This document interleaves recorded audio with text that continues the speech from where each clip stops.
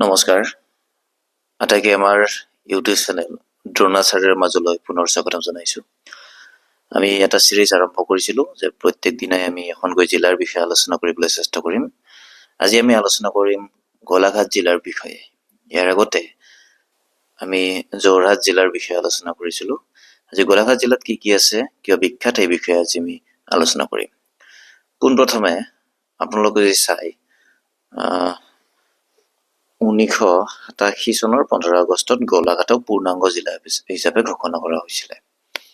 আৰু জিলাখনৰ মাজেৰে ভালেকেইখন নৈ উপনৈ বৈ গৈছে।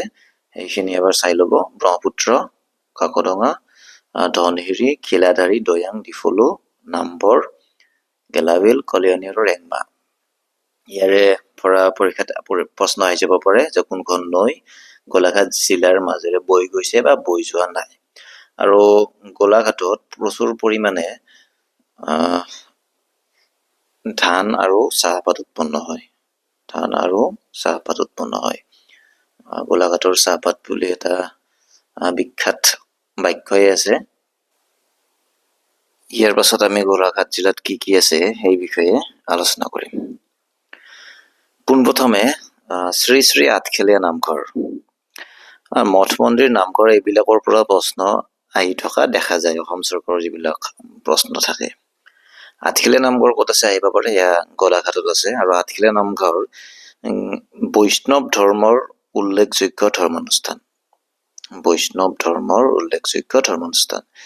ঘিলাধাৰী, মকৰং আৰু কাকডঙা নদীৰ সংগমস্থলীত অৱস্থিত।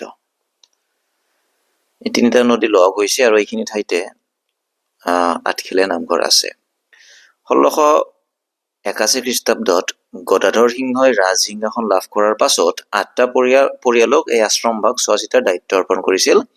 আৰু এই 8টা পৰিয়ালৰ পৰাই পাছলৈ ইয়াৰ নাম আঠখেলীয়া হোৱা বুলি জনা যায়। হ'ল পৰীক্ষাত প্ৰশ্ন আহিব পাৰে আঠখেলীয়া নামঘৰৰ পৰা, এইখিনি চালে হৈ যাব।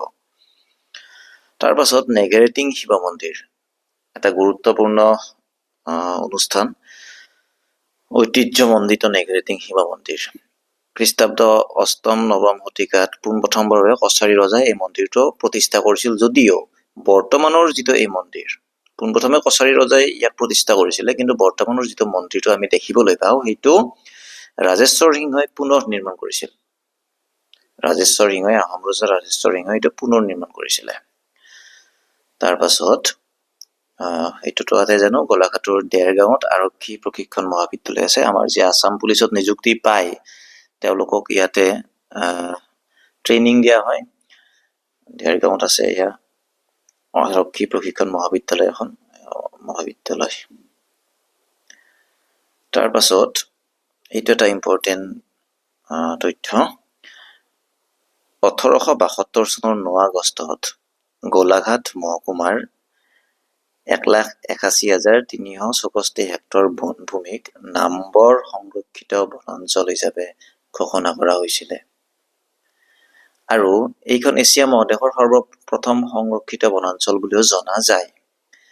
ইয়াৰে যিটো গুৰুত্বপূৰ্ণ তথ্য এইটো হ'ল যে নামবৰ হাবিতে আছে গৰম পানীৰ উহ। এইটোৰ পৰা প্ৰশ্ন হয়, এই গৰম পানীৰ উহ ক'ত আছে? নামবৰ হাবিতে আছে। আৰু নামবৰ হাবি ক'ত আছে? গোলাঘাটত। নুমলীগড় তেল শোধনাগাৰ কিয় বিখ্যাত? কাৰণটো আমি পঢ়িলে পাম। গোলাঘাট জিলাৰ নুমলীগড়ৰ মৰঙত অৱস্থিত খাৰুৱা তেলৰ শোধনাগাৰ। কিয় গুৰুত্বপূৰ্ণ এই লাইনটো? অসম আন্দোলনৰ পাছত স্বাক্ষৰিত হোৱা চুক্তি অনুসাৰে এই শোধনাগাৰটো স্থাপন কৰা হৈছিলে। পৰীক্ষাত এইটো প্ৰশ্ন আহি থাকে যে অসমৰ কোনটো শোধনাগাৰ অসম চুক্তিৰ আন্দোলনৰ স্বাক্ষৰিত চুক্তি অনুসাৰে অসমে লাভ কৰিছিল? নুমলীগড় তেল শোধনাগাৰ।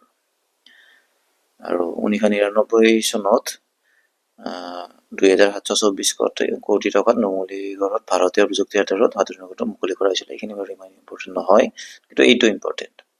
অসম আন্দোলনৰ স্বাক্ষৰিত চুক্তি অনুসাৰে আমি যিখিনিৰ পৰা পৰীক্ষাত প্ৰশ্ন আহি থাকে সেইখিনি ডিছকাছ কৰি আছো। ইয়াৰ উপৰিও বহুত কিবা কিবি থাকে এখন জিলাত, গোটেইখিনি আমি লোৱা নাই, কিন্তু পৰীক্ষা কেন্দ্ৰিকভাৱে আমি ডিছকাছ কৰি আছোঁ। গতিকে গোলাঘাট জিলাৰ পৰা যদি আহে এইখিনি জানিলেও বহুত, আৰু আপোনালোকে চাব লাগিব।